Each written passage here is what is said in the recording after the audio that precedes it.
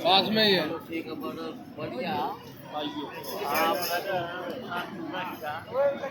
Hallelujah. सभी जन जोर से बोलेंगे हालेलुया। तो कोई है वो बोलेंगे हालेलुया हालेलुया। हालेलुया। तो आज मैं आप सबके सामने हूँ और मैं यहाँ पे अगर हूँ तो मैं सिर्फ और सिर्फ परमेश्वर के अनुग्रह से हूँ। हालेलुया।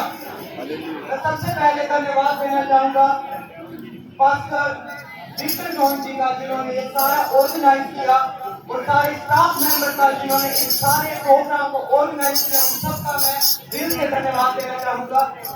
और आज का वचन मैं जब शुरू करने जा रहा हूँ तो मैं चाहता हूँ कि सभी जन अपने स्थानों में बैठ जाए। जो पीछे खड़े हैं वो सभी जन प्लीज आपकी रिक्वेस्ट की जा रही है, कोई भी जन पीछे ना खड़े होए और कोई भी जन उनके बीच में से ना जाए। हालेलुया। क्योंकि बाइबल हमें बताती है कि परमेश्वर का वचन जीवित है, वो प्रबल है और हर एक दो धारी तलवार से चलता है। हालेलुया। हालेलुया। पीछे वाले सभी जन अपने ध्यान पे नजर लगाएं, क्योंकि ये बहुत बहुमूल्य समय है। अगर आप यहाँ पे हैं तो ये परमेश्वर की योजना है कि आप यहाँ पे आज हैं। आप ये ना सोचें कि हम किसी रिश्तेदारी की वजह से यहाँ पे हैं। आप ये ना सोचें कि हम एक मेले की वजह से यहाँ पे हैं। अगर आप यहाँ पे हैं तो आप परमेश्वर की योजना में हैं। सभी जन कहें हालेलुया हालेलुया। और कौन से कहेंगे हालेलुया हालेलुया। यहूदा की शक्ति से कहेंगे हालेलुया हालेलुया। हालेलुया। यहूदा के चेहरे हैं और हम हमेशा करने वाले इसलिए हैं। हालेलुया। तो सबसे पहले कुछ बातों को मैं आपके सामने रखना चाहूंगा। अगर आज मैं यहाँ पे हूँ तो मैं किसी भी कंपटीशन का हिस्सा नहीं हूँ। मैं किसी भी कंपटीशन का हिस्सा बन के यहाँ पे नहीं आया कि मैं किसी से अच्छा प्रचार करूंगा या कोई मुझसे बुरा प्रचार करता है। दूसरी बात, आप सभी जन इस बात को समझें कि मैं यहाँ पे इस वजह से नहीं हूँ कि मुझे अपनी महिमा चाहिए कि मैं बहुत अच्छा प्रचार करूँ, क्योंकि मैं नहीं हूँ। यहाँ पे बहुत अच्छे प्रचारक यहाँ पे प्रचार करके गए हैं जिनको आपने सुना है।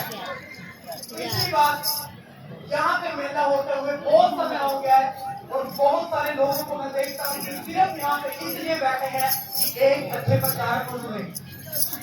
लेकिन मैं आपको आज बताना चाहता हूँ कि आप वचन को इसलिए सुने कि ये आपके जीवन के लिए कार्य करे, क्योंकि वचन में सामर्थ्य है कि आपके जीवन को चेंज कर दे और आपको परमेश्वर के राज्य में पहुंचा दे।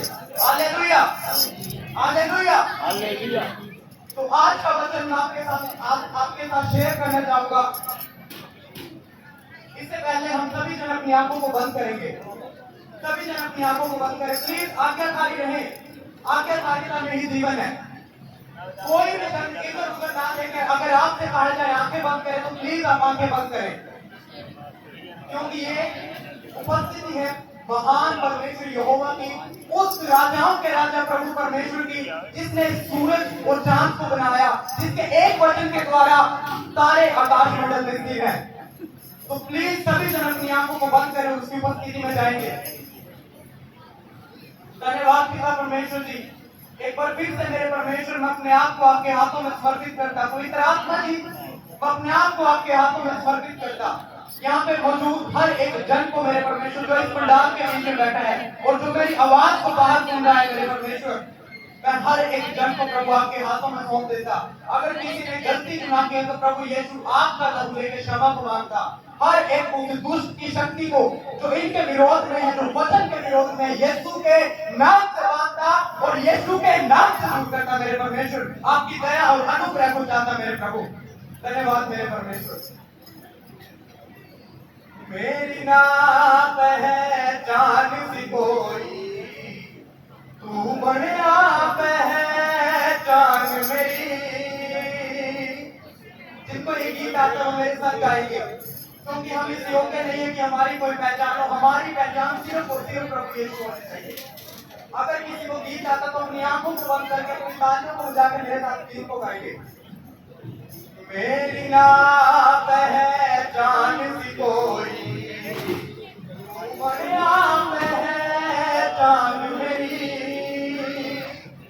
अपनी खिदमत नहीं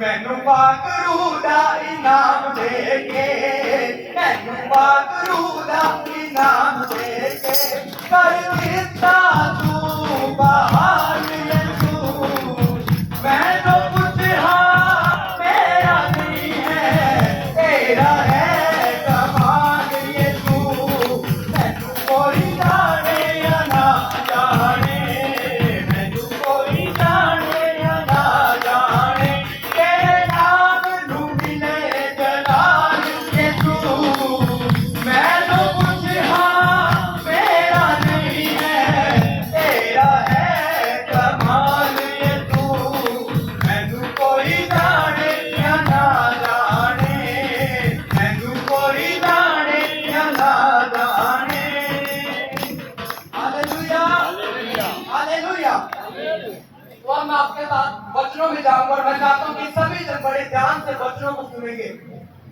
क्या आप सभी जन मेरे साथ हैं? अगर आप मेरे साथ हैं तो बोले जोर से हालेलुया हालेलुया हालेलुया। हालेलुया। तो आज का मेरा टॉपिक है जो शायद आपने किसी के द्वारा सुना होगा या बहुत ही कम प्रचारक इस टॉपिक को लेके बात करते हैं, बहुत ही कम प्रचारक इस बात को लेके डरते हैं कि उंगलियां हम इस प्रचार को ना करें। लेकिन आज मुझे कोई परवाह नहीं है कि आपको क्या लगेगा। हो सकता है आप मेरे बारे में कहें कि आप गलत हैं और मुझे गलत साबित करने की कोशिश करें। हो सकता है आप मेरी बातों को रिसीव ना करें या हो सकता है आप कहें कि ब्रदर आपको कोई अधिकार नहीं मुझे ये बातें कहने का। और मैं आपको बताना चाहूंगा परमेश्वर के क्रोध के बारे में। Hallelujah hallelujah. क्या सभी जन तैयार हैं? मैं आपको बताना चाहूंगा परमेश्वर के क्रोध के बारे में और मैं वचनों में जाऊंगा आपके साथ। मरकुस उसका 4 अध्याय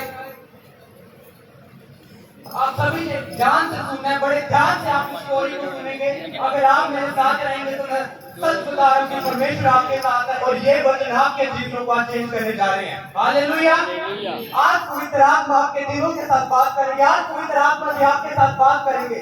बस आप उसकी आवाज को सुनने के लिए तैयार रहें। हालेलुया। हालेलुया। मैं आज आपके साथ वचनों को पढ़ूंगा मरकुस उसका 4 अध्याय उसका 35 अध्याय से। तो सभी जन बड़े ध्यान से सुनेंगे। उसी दिन जब सांझ हुई तो उसके चेलों ने उससे कहा आओ हम पार चले। और वे भीड़ को छोड़कर जैसा वह था वैसे ही उसको नाव के साथ ले चले और उसके साथ और भी नावें थी। तब बड़ी आंधी आई। हालेलुया। आपको इस बात को बड़े ध्यान से सुनना है कि तब जब वो भीड़ के साथ वहां से निकल गया, भीड़ के बीच में से प्रभु यीशु निकला और उनको कहा कि आओ हम पार चले। और जब वो झील के बीच में लिखा है कि वहां पे एक बड़ी आंधी आई। ये कोई छोटी सी आंधी नहीं थी, ये कोई छोटी सी हवा का झोंका नहीं था। मैं आपको बताना चाहता हूँ कि ये आंधी लिखा गया है कि ये बड़ी आंधी थी और ये बड़ी आंधी का मतलब है जो आंधी आपको आपके स्थान से उखाड़ के फेंक दे। ये वो आंधी है जो पेड़ों को उनके जगह से निकाल के फेंक दे। ये वो आंधी है जो इस टेंट को उखाड़ के दूसरी जगह पे फेंक दे। ये छोटी सी हवा के झोंके की बात नहीं की जा रही, यहाँ पे बात की जा रही है बड़ी आंधी की। और जब वो झील के बीच में है तो एक बड़ी आंधी आई। इसका मतलब है कि परमेश्वर ने वो बड़ी आंधी जब झील के बीच में आई तो वो बहुत ऊंची ऊंची लहरें बन गई। हालेलुया। और आगे जब हम वचन में जाते हैं कि आंधी उन्होंने उस पूरी नाव को हिला दिया और वो लोग जब आगे उनके वचन को आपके साथ उनको शेयर करना चाहूंगा कि वचन में क्या कहते हैं। तब बड़ी आंधी आई और लहरें नाव पर यहाँ तक लगी कि वह पानी से भरी जाती थी। Hallelujah hallelujah. क्या आप सब मेरे साथ हैं? क्या आप सब मेरे साथ हैं? क्या आपको नींद आई है? आप परमेश्वर की उपस्थिति में बैठ के सो नहीं सकते क्योंकि वो महान परमेश्वर है। Hallelujah hallelujah. तो आपकी हालेलुया भी जोर से होनी चाहिए। Hallelujah hallelujah. Hallelujah hallelujah. वचनों में आगे जाएंगे। तब बड़ी आंधी आई और लहरें नाव पर यहाँ तक लगी कि वह पानी से भरी जाती थी। और यहाँ तक लगी कि पानी से भरी जाती थी, पर वह आग पीछे के स्थान में गद्दी के ऊपर सो रहा था। प्रभु यीशु मसीह यहाँ पे पीछे गद्दी के ऊपर सो रहे थे। इस बात को आप बड़े ध्यान से सुनना, ये बहुत इंपॉर्टेंट बात है। प्रभु यीशु मसीह पीछे गद्दी के ऊपर सो रहे थे। मैं आपको इसके बारे में बाद में बताऊंगा। आप इसको याद रखना कि मैं आपको इस चीज को क्लियर करूं। हालेलुया। नावें यहाँ पे भरी जा रही थी और प्रभु यीशु मसीह पीछे गद्दी के ऊपर सो रहे थे। और आगे अगर हम वचन को पढ़ते हैं तो यहाँ पे लिखा है, तब उसने उनसे उठकर कहा, तब उन्होंने उसे जगाकर उससे कहा, हे गुरु, क्या तुझे चिंता नहीं कि हम नष्ट हुए जाते हैं? तब उसने उठकर आंधी को डांटा और पानी से कहा, शांत रह, थम जा। और आंधी थम गई और बड़ा चैन हो गया। Hallelujah, hallelujah. आंधी थम गई और बड़ा चैन हो गया। यहाँ पे बड़ा तूफान है जो कि उन लहरों के साथ है जो उनकी नाव को तोड़ने पर है। और नाव, सबसे पहली बात कि नाव पानी के साथ भर चुकी है और वो सारे लोग उस नाव के बीच में हैं। क्या आप मेरे साथ हैं? क्या पॉइंट को पकड़ रहे हैं? ये आपको मैं स्टोरी बता रहा हूं, इसके बाद मैं प्रीचिंग को शुरू करूंगा। अभी मैं आपको टीचिंग दे रहा हूं। जब उसके बीच में पानी भरा गया, भर चुका था और प्रभु यीशु मसीह पीछे गद्दी के ऊपर सो रहे हैं, लहरों ने उनको घेर लिया। और मैं आपको बताना चाहता हूं कि जो वो लोग थे, प्रभु यीशु मसीह के चेले, उनका कार्य क्या था? उनका काम था, मछुआरे थे वो लोग। उनका काम बचपन से लेके उनकी जवानी तक उन्होंने समुद्र के बीच में किश्तियां घुमाई थी। वो अपने समय के सबसे नावबाज थे। उनके जैसा कोई भी नाव को निकालने वाला नहीं था। हो सकता है उन्होंने बहुत सारी आंधियों का सामना किया हो सकता है उन्होंने बहुत सारी आंधियों के बीच में से मछलियों को पकड़ा हो, लेकिन आज सिचुएशन सेम नहीं है। वो प्रोफेशनल मछुआरे थे, वो प्रोफेशनल किश्ती को चलाने वाले लोग थे। उन्होंने उस किश्ती को निकालने के लिए अपने पूरे प्रयास को किया होगा, लेकिन लहरें इतनी बड़ी थी कि वो उसको उससे बाहर ना लेके जा सके। क्या आप मेरे साथ हैं? हाथों के लाके बता सकते हैं आप कि आप मेरे साथ हैं? पॉइंट को पकड़ रहे हैं आप मेरे? वो उस किश्ती को बाहर नहीं लेके जा सके क्योंकि वो लहरें बहुत भयंकर थी और उनकी नाव पहले से ही भर चुकी थी। अब मैं एक और स्टोरी आपके साथ पढ़ना चाहूंगा, आपने ध्यान से सुने। योना, उसका 1 अध्याय। सभी जन बाइबल को कोई ना पढ़े प्लीज, मैं आपके लिए वचन को पढ़ूंगा, आप सिर्फ अपने ध्यान को इधर लगाएं। बाइबल को ना खोले, मुझे पता है बहुत बाइबल पढ़ते हैं, प्लीज अपने घरों में पढ़ ले, अपने ध्यान को इधर लगाएं। योना, उसका 1 अध्याय। यहोवा का यह वचन अमीत्य के पुत्र योना के पास पहुंचा, उठकर उस बड़े नगर नीनवे को जा और उसके विरोध प्रचार कर, क्योंकि उनकी बुराई मेरी दृष्टि में बढ़ गई है। तब योना यहोवा के सम्मुख से तरतीश को भाग जाने के लिए उठा और याफा नगर को जाकर तरतीश जाने वाले शहर में चढ़ा और भाड़ा देकर उस पर चढ़ गया कि उसके साथ यहोवा के सम्मुख से तरतीश को चला जाए। हालेलुया। यहाँ पे एक व्यक्ति है योना, जो कि परमेश्वर की योजना से बाहर भाग रहा है। सभी लोग समझ रहे हैं? योना परमेश्वर के सम्मुख से भाग रहा है। उसने वो गलत नाव को लिया जिसको परमेश्वर ने नहीं कहा था। उसने नीनवे को जाने के लिए कहा गया, यानी योना ने पाप किया। Hallelujah, hallelujah, hallelujah, hallelujah. आप सो के ना दिखाएं प्लीज, मुझे थोड़ी देर जाके। मैं इतनी दूर से यहाँ पे आपको जगाने के लिए आया हूँ कि प्रभु का आत्मा आपके साथ बातचीत करे। अगर आप अपने समय को ऐसे बिता देंगे तो इसका आपको कोई भी लाभ ना होगा, और जो मेरा आज का वचन है आप उसका कोई भी लाभ ना उठा पाएंगे। Hallelujah, hallelujah. अब आगे अगर हम वचन को पढ़ते हैं, योना उसका 1:4 से, तब यहोवा ने समुद्र में एक प्रचंड आंधी चलाई। हालेलुया। तब यहोवा ने समुद्र में एक प्रचंड आंधी चलाई। इस आंधी को चलाने वाला कोई मौसम की खराबी नहीं थी। यहाँ पे कोई ऐसा नहीं था कि कोई और किधर से हवा का झोंका आया या वातावरण की खराबी है या फिर किसी वजह से आंधी यहाँ पे चल चुकी है, लेकिन वचन हमें बताता है कि यहोवा ने आंधी चलाई। ये बिल्कुल ऐसे है जैसे एक स्नोबॉल को हम बना के किसी के ऊपर जोर से फेंकते हैं। यहाँ पे परमेश्वर ने आंधी को बनाया और जोर से समुद्र के ऊपर मारा। हालेलुया। इसका कोई मौसम, इसका कारण नहीं था, कोई मौसम की खराबी या कोई और वजह इसका कारण नहीं थी, या कोई सुनामी इसका कारण नहीं थी। परमेश्वर यहोवा खुद इसी आंधी के कारण थे। हालेलुया। आगे हम वचनों को, अगर मैं स्टोरी को ज्यादा पढ़ के आपको ना बताऊं, मैं शॉर्ट में आपको बताना चाहूंगा। परमेश्वर ने इस आंधी को चलाया और जब लहरें उठी और उनका जहाज टूटने लगा और डूबने लगा, उनकी कश्ती, नाव जो उनकी कश्ती थी, वो पानी से भरने लग गई। हालेलुया। सभी ने योना की स्टोरी का पता है, सबको पता है स्टोरी का। मैं आपको ऐसे ही बता दूंगा, क्योंकि मैं अगर पढ़ के बताऊंगा तो बहुत लंबा हो जाएगा। योना जिसने परमेश्वर के मुख से भागा, वो उस किश्ती के बीच में है और वो गलत दिशा में जा रहा है, लेकिन परमेश्वर यहोवा ने आंधी को चलाया, तूफान को समुद्र के बीच में भेजा। और जब वहां पे तूफान आ गया, यहाँ पे भी बेस्ट सेलर है जो अपनी किश्ती को बाहर ना लेके जा सके। उन्होंने पूरा प्रयास किया, लेकिन वो भी उसको बाहर नहीं लेके जा सके। और जब उन्होंने ढूंढा किस कारण से ये आया, उन्होंने एक दूसरे से पूछताछ की कि किस वजह से आंधी आई है, तो उन्होंने पाया कि योना इसका कारण है। और मैं आपके सामने एक वचन को इसके आगे पढ़ के बताना चाहूंगा। अगर हम इसको पढ़ते हैं 5वां अध्याय, यहाँ पे लिखा था, मलाह लोग डरकर अपने देवता की दुहाई देने लगे और जहाज में जो व्यापार की सामग्री थी उसे समुद्र में फेंकने लगे कि जहाज हल्का हो जाए। परंतु यूहन्ना जहाज के निचले भाग में उतरकर सो रहा था। हालेलुया। क्या पॉइंट को पकड़ रहे हैं? अगर हम पीछे स्टोरी में देखें जो मैंने आपको बताई, यहाँ पे किश्ती डूब रही है जिसके बीच में प्रभु यीशु मसीह सो रहे हैं।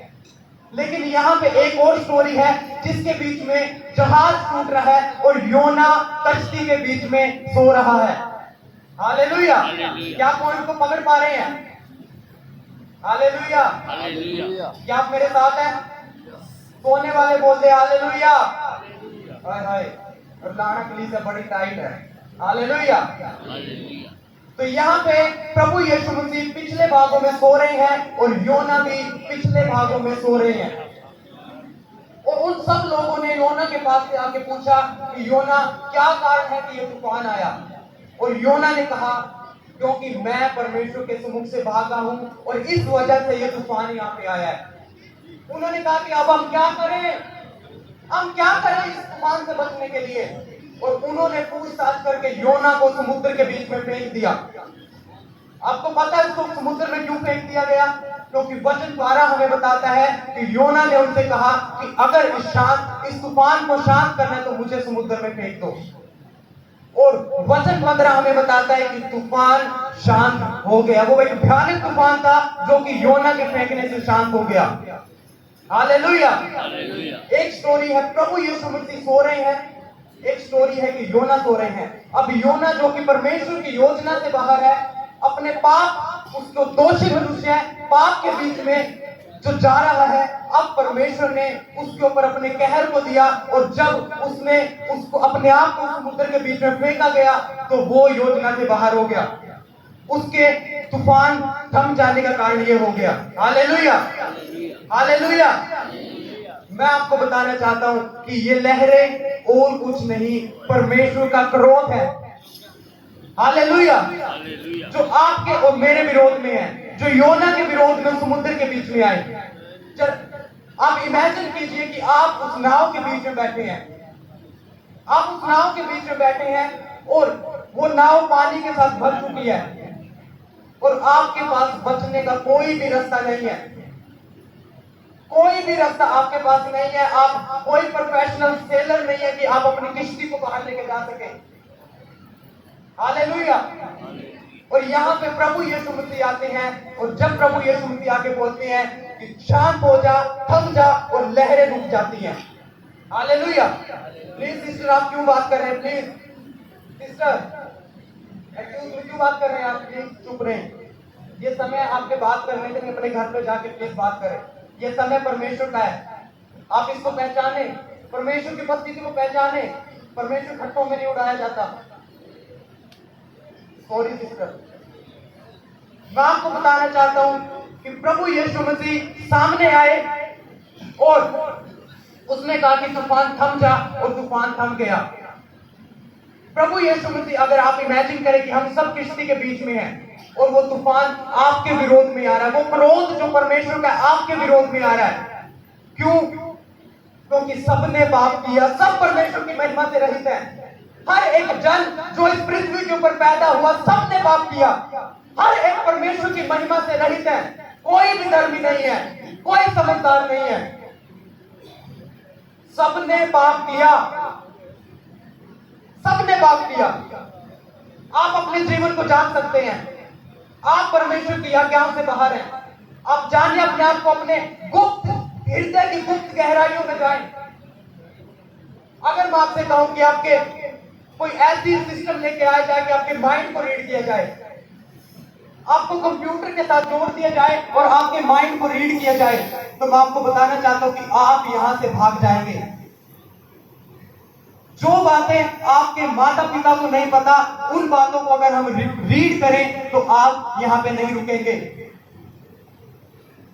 जो बातें आपके बेस्ट फ्रेंड को भी नहीं पता, जो बातें सिर्फ आप ही जानते हैं, तो आप यहां पे नहीं रुकेंगे। और जो आप अभी मेरे बारे में सोच रहे हैं, अगर उन सबको सिखा दिया जाए तो आप यहां पे नहीं रुकेंगे, आप भाग जाएंगे। वचन हमें बताता है कि सबने पाप किया और सब परमेश्वर की महिमा से रहित है। कोई धर्मी नहीं, एक भी नहीं। आज की कलीसिया अगर देखी जाए तो रीति रिवाजों के सिवा और कुछ भी नहीं है। मसीह की देह, जो कि परमेश्वर की देह, मसीह की देह है, वो नाश हुई जा रही है अपने पापों में, अपने गुनाहों में, नशों में। यहाँ पे एक एक्ट दिया गया जिसके बीच में बताया गया कि कैसे एक व्यक्ति को नशे के बीच में इस्तेमाल किया जाए, शैतान के द्वारा, पैसों के द्वारा, धन के द्वारा और बहुत सारी चीजें। आप अगर अपने मनोरंजन के लिए, अपने आनंद के लिए संसार की चीजों को ढूंढ रहे हैं, तो आप परमेश्वर की योजना से बाहर है। आप सिर्फ और सिर्फ परमेश्वर के क्रोध के योग्य हैं। अगर आप गंदे गीतों को सुनते हैं, फिल्मी गीतों को आप सुन के उनके ऊपर डांस करना पसंद करते हैं, शराबों को पी के डीजों के ऊपर डांस करना पसंद करते हैं, तो मैं आपको बताना चाहता हूं कि वो क्रोध आपके लिए है। अगर आप रात रात को अपने गर्लफ्रेंड बॉयफ्रेंड की चैट करते हैं, तो मैं आपको बताना चाहता हूं कि ये क्रोध आपके लिए है। अगर आप अपने रिलेशन को किसी गलत पार्टनर के साथ जी रहे हैं, तो आप एक गलत रिलेशन को जीते हुए परमेश्वर के क्रोध के योग्य हैं। अगर आप व्यभिचार में हैं, तो आप परमेश्वर के योग्य नहीं है, आप उसके क्रोध के योग्य हैं। आप अपने आप को जांच ले, जांचे अपने आप को। ये समय आपका, ये अनुग्रह का समय है। ये परमेश्वर ने आज आपको समय दिया है। अपने आप को जांच लें। सबने पाप किया, सब परमेश्वर की महिमा से रहित है। कोई धर्मी नहीं, एक भी नहीं। क्या आप कह सकते हैं कि मैं धर्मी हूं? कोई भी एक हाथ उठा के कह सकता है कि मैं धर्मी हूं? एक भी हाथ उठा के कोई मुझे कह सकता है कि मैं धर्मी हूं? सबने पाप किया और हम सिर्फ और सिर्फ परमेश्वर के क्रोध के योग्य हैं। अगर आप कहेंगे मुझसे कि नहीं ब्रदर, आप झूठ बोल रहे हैं, क्योंकि वचन पहला यूहन्ना उसका 4:8 में लिखा है कि परमेश्वर प्रेम है, वो क्रोध नहीं कर सकता। लेकिन मैं आपको बताना चाहता हूं, अगर अनुग्रह और प्रेम के सिवा कुछ बचता है तो वो परमेश्वर का क्रोध है। और कुछ भी नहीं बचता, सिर्फ परमेश्वर का क्रोध हमारे लिए बचता है। वो जवान जो पीछे बैठे हैं, सभी जन अपने आप को जांच ले।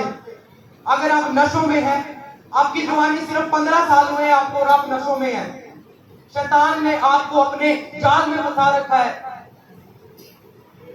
आपको प्रचार को सुनना पसंद नहीं है और आप अपने जीवनों को शैतान के हाथ में देते हैं। अगर कोई प्रचारक यहाँ पे आता है तो आप उनकी इंसल्ट करते हैं, आप उनकी बेइज्जती करते हैं। सबने पाप किया, सब परमेश्वर की महिमा से रहित है। जांचें अपने आप को।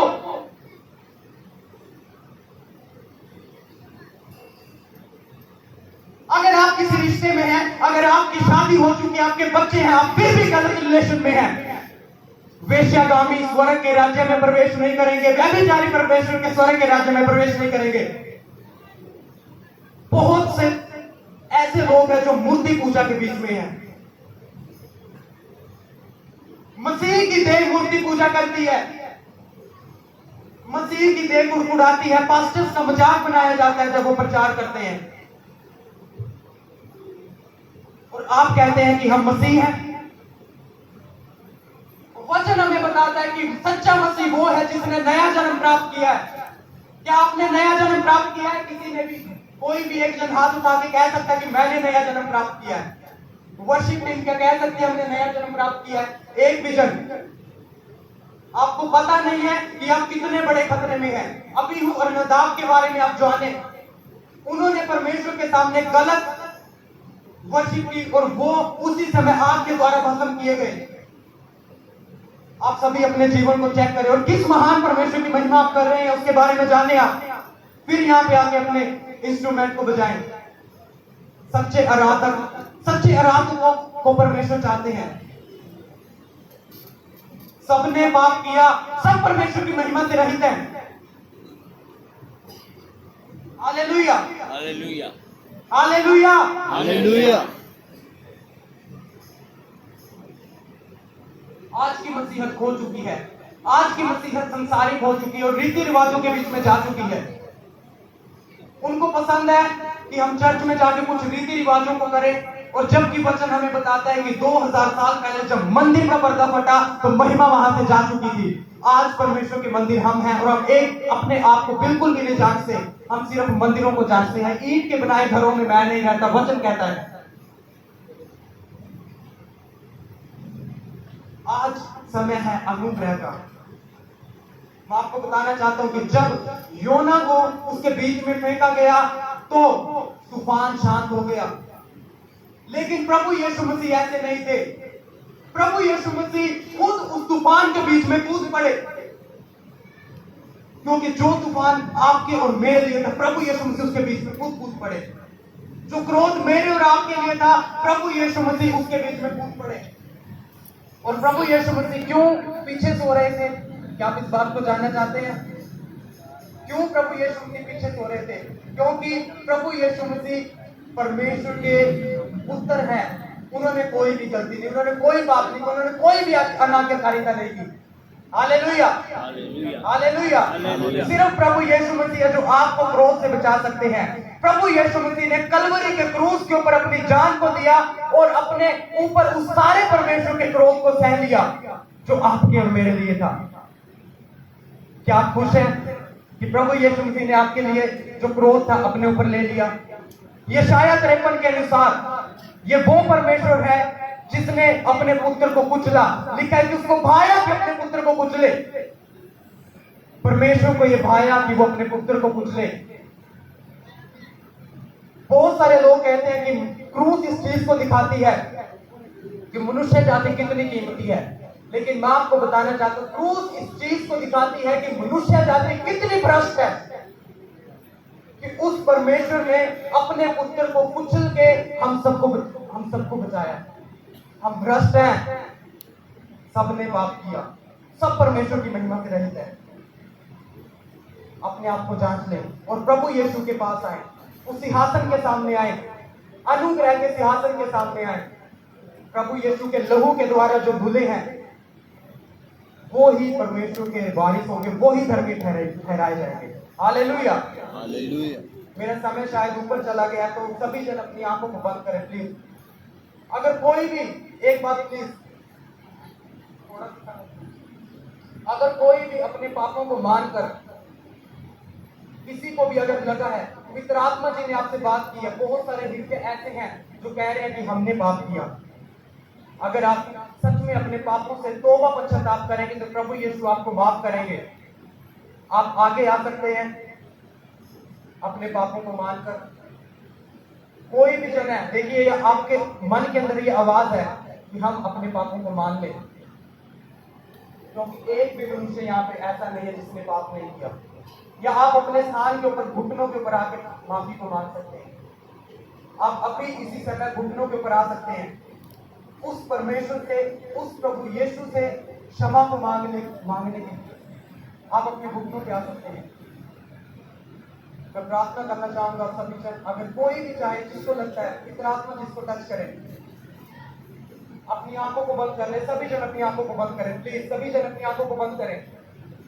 और रालाराबा शांतारा ननंदारा वसिखा नमा नमा नमा नमा, अपनी आंखों को बंद कर ले प्लीज सभी जन। शानानारा बालाराबा शांदारा बशाखरालाराबा संदाराबा शांदारा बालाराबा। और रानानानानानानानाना रबालाराबा शांताराबा शाखलाराबा शांदाराबा रबा। अगर आप अपने पापों को मानना चाहते हो तो मेरे पीछे के प्रभु यीशु, आपकी आवाज उससे ऊंची होनी चाहिए। प्रभु यीशु, हम अपनी सारी गलतियों को, जितनी जानबूझकर, जितनी अचानक में हमसे हुई है, हम अपने हृदय की गहराइयों से, ऊंची आवाज में कहें प्लीज, हम अपने हृदय की गहराइयों से क्षमा मांगते हैं। जितने भी पाप हमने गुप्त में किए हैं, हमें क्षमा